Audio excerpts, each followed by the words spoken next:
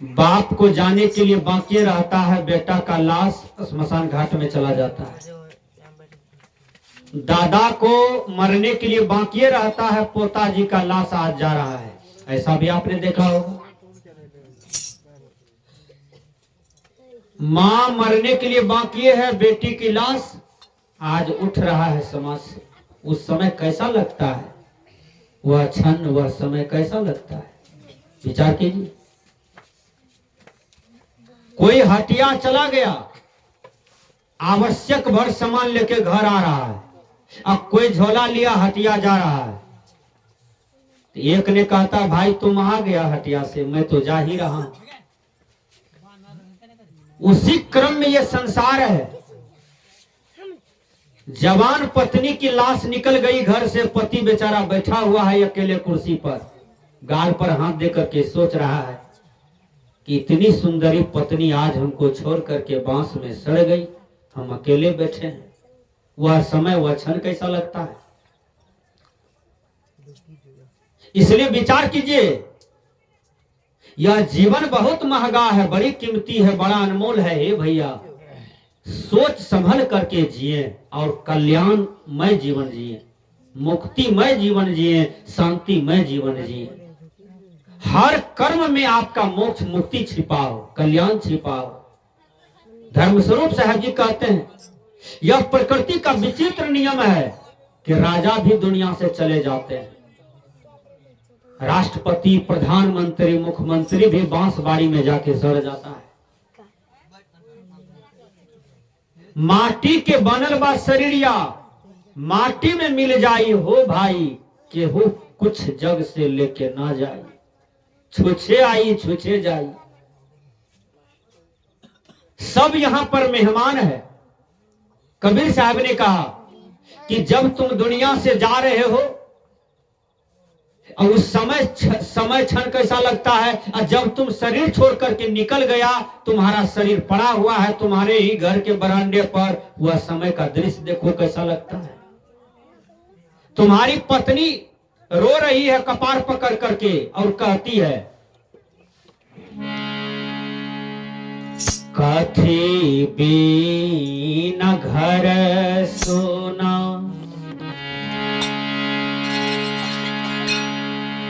कथी बीनु बर सोना, कथी बीनु बर सोना, कथी बीनु सोना नारी सया, कथी बीनु घर सोना, कथी बीनु बर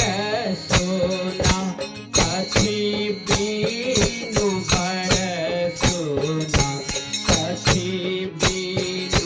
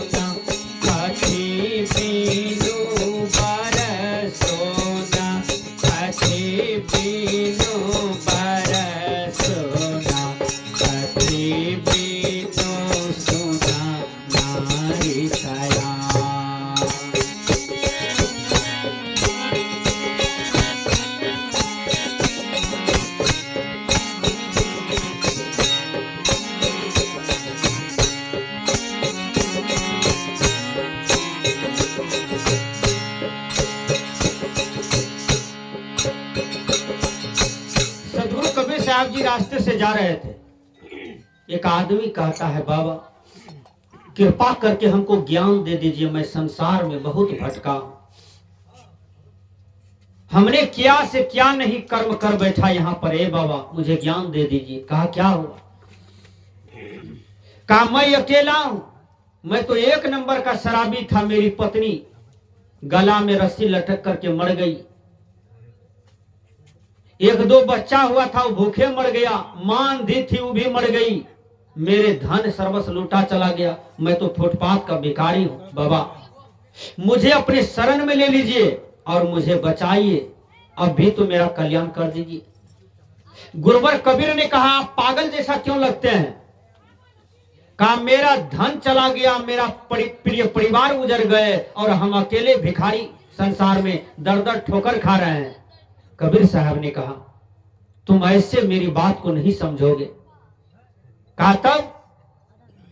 कहा जिसके यहां कोई नहीं मरा होगा उसके यहां से तुम एक मुट्ठी तोड़ी लाओ, रैचा तोड़ी। कबीर साहब ने कहा यह काम करके हमको 1 घंटा में दिखा दो। समुच्चा जियनगंज के धरती पर गया, सबके यहां गया वो आदमी, एक आदमी के यहां गया, कहा आपके यहां कोई नहीं मरा है तो 1 मुट्ठी रैचा दे दीजिए, तोड़ी। कहा अगले साल तो हमारा दामाद मर गया। कहा कैसे मरा? कहा बांस कटवा रहा था, वही गेहूं सांप तरबे में हपक लिया, चला गया बेचारा हॉस्पिटल जाते जाते। दूसरे आदमी के यहां गया, कहा आपके यहां कोई नहीं मरा है, 1 मुट्ठी तोड़ी दीजिए। कहा मेरा बेटा पढ़ रहा था पटना में, आ रहा था घर, ट्रेन में कट गया, क्या हुआ, ट्रेन में कट के मर गया है। तीसरा आदमी के यहां गया, कहा आपके यहां यदि कोई नहीं मरा है तो 1 मुट्ठी रैचा दीजिए न, तोड़ी।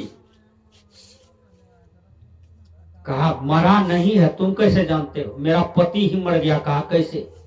कहा जियनगंज चौक पर एक्सीडेंटल हो गया, मेरा पति थवा थवा कर दिया बस वाले ने। चौथा आदमी के यहां गया, तुम्हारे यहां कोई मरा है, 1 मुट्ठी तोड़ी दोनों, बाबा जी का मांग है। उसने कहा यही ठंडी में तो ससुर मरा है, अभी तक बरखियों ने हुआ है। सबके यहां कोई न कोई मरबे किया था, बसे वो मुर्दन के गांव सबे लोग। इसको आप जियनगंज कहते हैं तो मुर्दे की गांव है। मुर्दे की गांव का मतलब आपका बस्ती कहां है, आपका घर कहां है जहां पर आपके शरीर को बसा दिया जाता है, वहां से उजड़ेगा बस्ती? बोलिए। आई तो उजर खाना है, अभी घर यहां है तो कल जाइएगा कहिएगा वहीं अच्छा लगता है वहीं बना लेते हैं, यहां उजाड़ हो गया तो श्मशान घाट ये हो गया, उजाड़ खाना ये हो गया, मुर्दाखोर ये हो गया। बस्ती उसको कहता है जहां पर बसा दिया जाता है, वहां से कभी घर नहीं टूटता है, उसी को बस्ती कहा जाता है। जहां पर आपका शरीर को जलाएगा, गाड़ेगा, फेंकेगा, उसको बस्ती कहा जाता है। ये बस्ती कहां है? ये तो उजाड़ खाना है, यहां तो सब उजड़ते हैं रात दिन। इसलिए सदगुरु कबीर कहते हैं मेरे भैया कहीं तोड़ी मिला। कहा बाबा आप ऐसे संत हैं कि आपने अपने ज्ञान से ये पागल के दिमाग को ठीक कर दिया। कहा कैसे ठीक हो गया तू पगला? कहा हम तो सोचे हमरे यहां सब मरा है, लेकिन सबके यहां सब मरा है, और कुछ कुछ का नंबर आने ही वाला था, वो कल परसों में मर जाएगा। बाबा हे बाबा बड़ी सुंदर आपने हमको ज्ञान दे दिया। यहां कौन आया जो मरा नहीं, यहां कौन आया जो गया नहीं, सब तो जाने ही वाले हैं। निमंत्रण उसको मिल गया जिसका दांत हिल रहा है, समझिए निमंत्रण मिल गया। केस पक रहा है तो निमंत्रण मिल गया। कान भोत हो रहा है तो समझिए निमंत्रण मिल रहा है मृत्यु का। एक दिन कोनो इंद्रियां काम नहीं करेगा, मर जाइएगा, यही तो मृत्यु का पहचान है। इसलिए कबीर साहब समझाए कि मेरे भैया ये शरीर का अहंकार नहीं करो, यह शरीर का क्या करना है। सोहर के माध्यम से कबीर साहब जी कहते हैं कथी बीना रूपै सोना, कथी बीनु गुण सोना, कथी बीनु गुण सोना, कथी बीनु सोना है परिवार।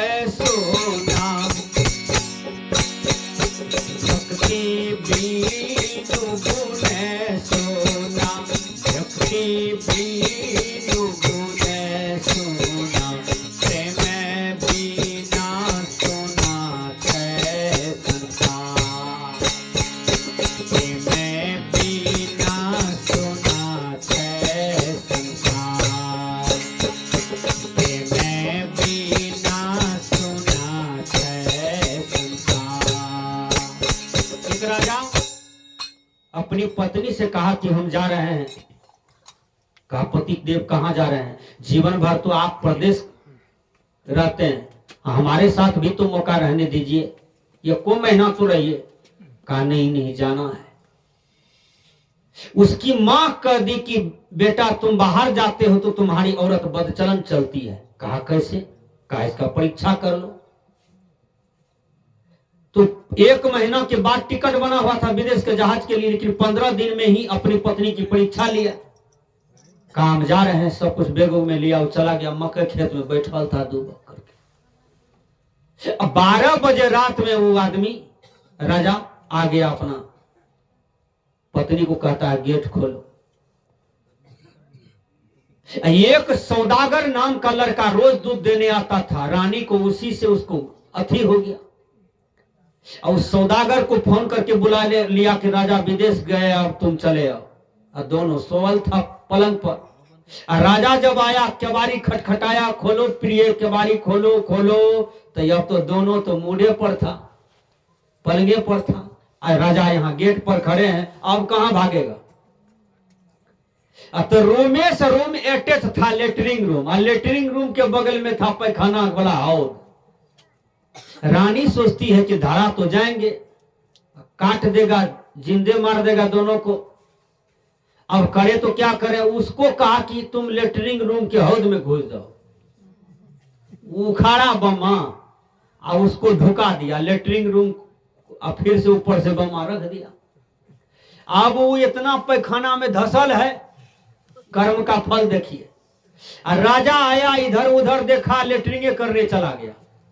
और वो जो टटका पैखाना किया तो इसी पर पैखाना चुआ, और अंदरों से पैखाना धसल था। देखिए कर्म का दंड कैसा होता है। इसलिए कर्म संभल संभल के कीजिए। जितने गलत कर्म कीजिएगा, जितना गलत कर्म कीजिएगा, तो जिंदे जी आपको नरक के प्लेटफार्म पर बैठना पड़ेगा।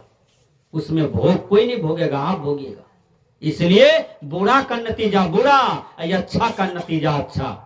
इसलिए सोहर के माध्यम से कबीर साहब जी समझाते हैं,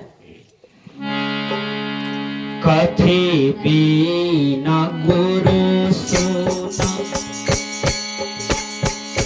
कथी बीनु चेला सोना, कथी बीनु चेला सोना, कथी बीनु सोना थे संसार।